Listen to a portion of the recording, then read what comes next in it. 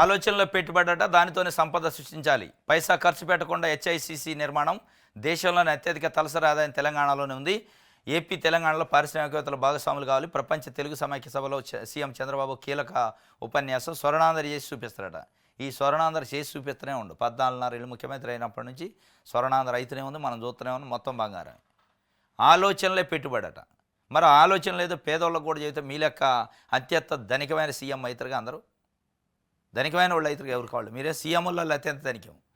మీరు ఆలోచనలో పెట్టుబడిగా 936 కోట్ల రూపాయలు సంపాదించారు. అత్యధిక ధనవంతులైన సీఎం అయ్యారు.